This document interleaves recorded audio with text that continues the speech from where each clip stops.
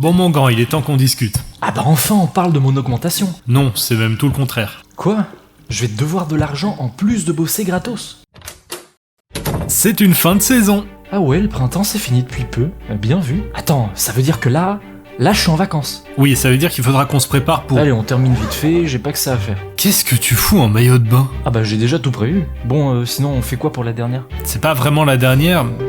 Bah bref, on va parler de quelque chose de curieux, d'incroyable, d'imprévisible. La flûte à 6 schtroumpfs ? Encore mieux que ça.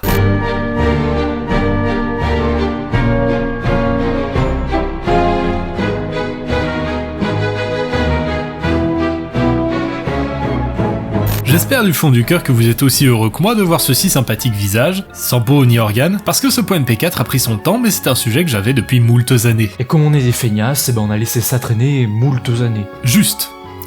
Dur, mais juste. Donc, L'étrange Noël de Monsieur Jack, en plus d'être mon film préféré, a quelque peu une histoire fort sympathique en dehors de son simple aspect cinématographique, puisqu'il s'agit d'un petit bijou technique de 1993 des doigts saillants de Henry Selick. On verra ça plus tard, avant il faut savoir de quoi qu'on parle. Le film commence sur probablement une des scènes les plus connues de l'animation avec un narrateur formidable qui nous montre qu'Halloween n'est pas qu'une fête, mais aussi une ville vachement festive lorsqu'il s'agit de nous présenter ses habitants. C'est un peu comme si Marne-la-Vallée était tout le temps en fête, parce qu'ils habitent à côté de Disneyland.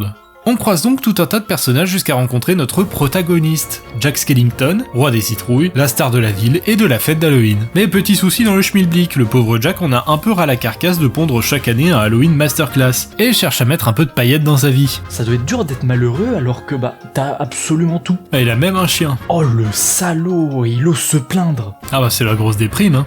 Oh, j'ai gâché ma vie. Une telle déprime qu'il part faire une balade en forêt et se retrouve pile poil au lieu de l'intro. Si le monde est pas bien fait. Et parmi tous ces arbres remplis de couleurs et de potentielle joyeuseté, Jack tombe sous le charme de, vous devinerez jamais, de la journée nationale du concours de lancer de téléphone portable. Oui, comme le titre du film l'indique. Hein ? C'est une petite fête finlandaise à la fin du mois d'août et c'est très chouette. Ça m'a l'air super mais c'est pas ça. Non, il tombe sur la porte de la ville de Noël et se met donc, le cœur plein de joie, à chanter suite à sa stupéfaction de découvrir un tel monde. Ouh là là, c'est la décadence. Pendant ce temps-là, c'est la merdouille dans la ville d'Halloween puisque le maire est bon qu'à pas grand chose à vrai dire. Il décide donc de sonner l'alarme en ville à la recherche de...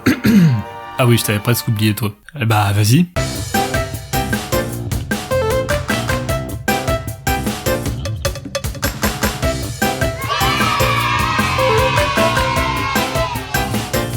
Ce brave et élégant maire sonne l'alarme de la ville parce que, coup de pas de bol, ils peuvent rien faire sans Jack. C'est l'aura du Big Boss, voyez-vous, c'est la Startup Nation et tout. Mais tout va bien parce que Jack réapparaît avec une seule idée en tête, organiser lui-même la fête de Noël. Ah, et il exploite un peu la population techniquement, ce que je trouve très bien d'ailleurs, il faudrait plus de gens comme ça.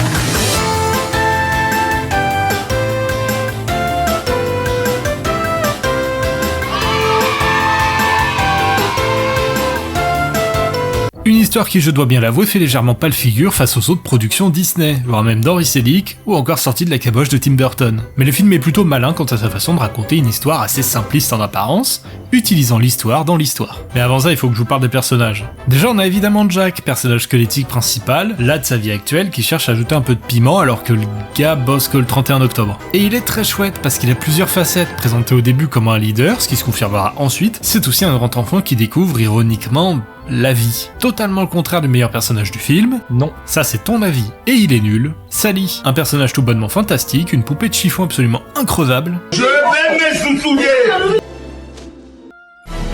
Mais aussi la seule à avoir la tête sur les épaules dans ce monde de brutes. Jamais écoutée mais toujours dans le vrai.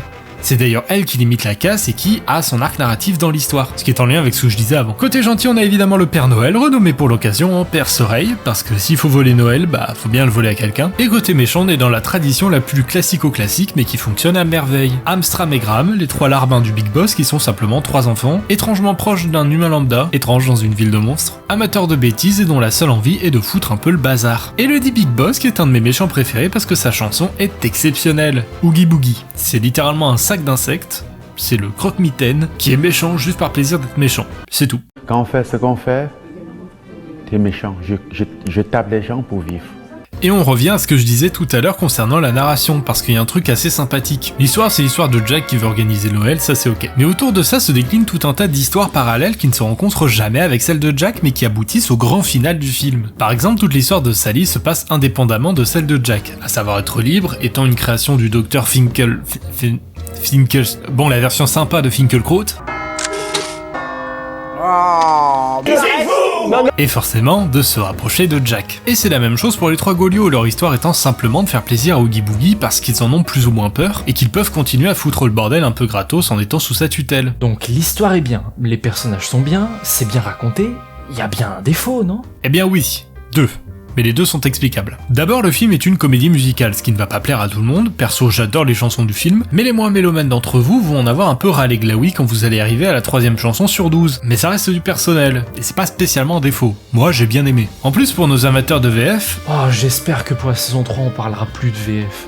Oh si, on va même accentuer la chose. Je disais donc, pour les plus voxophiles d'entre vous, comme chaque Disney, les chansons sont doublées. Et ça c'est formidable parce que le casting est excellent et composé de... Olivier Constantin sur Jack, Dorothée Géba sur Sally, Richard Darbois sur Oogie Boogie, Henri Poirier sur le Perce-Oreille, Michel Costa sur Ham, Céline Monsara sur Stram, Bertrand Libert sur Graham, et on raque tout un tas d'autres grandes personnes comme Bernard Tiphaine, Michel Elias, Jackie Berger, Jean-Claude Donda, Daniel Beretta. J'ai encore un peu de souffle. Des chansons et une VF extrêmement qualitative, d'autant plus que la BO est quand même composée par le meilleur pote de Tim Burton, Danny Elfman, à qui on doit les excellentes BO de Spider-Man, Men in Black, le Flubber 97 ou encore, plus récemment, Doctor Strange 2. Donc même si les comédies musicales c'est pas trop votre truc, ça peut être une porte d'entrée plutôt chouette. Encore faut-il pas se prendre la porte dans la gueule parce que ça fait très vite mal. Ok, et du coup l'autre défaut? J'allais y venir. Comme j'ai dit au début, le film est un petit bijou technique puisqu'il sort des mains d'Henry Selick. Pour ceux qui ne connaissent pas, c'est tout de même le roi de ce que l'on appelle le stop motion. Waouh, qu'est-ce que c'est que ce truc là? Une technique très simple, pour dire grossièrement, c'est de l'animation d'objets immobiles. Mais quelle est donc cette sorcellerie? C'est en fait de l'animation image par image. Dans le cas de Jack, c'est des centaines et des centaines de poupées en argile qui sont prises dans une certaine position.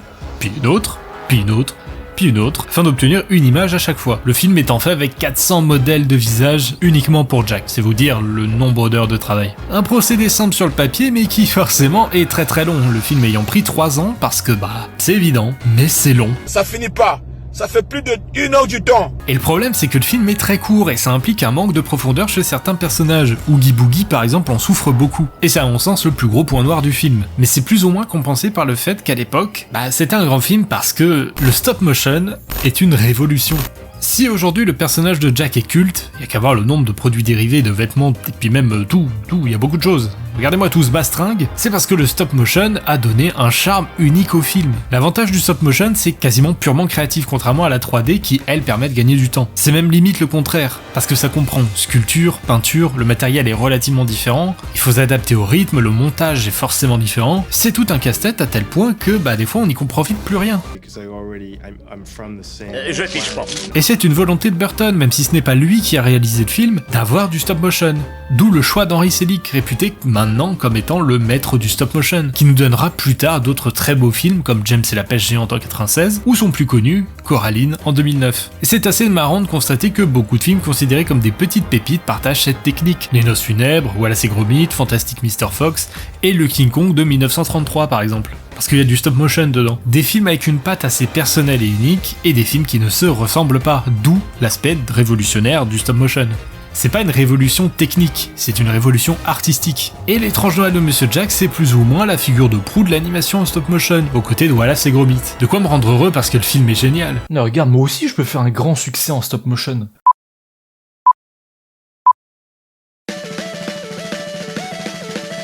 Quel chef-d'œuvre!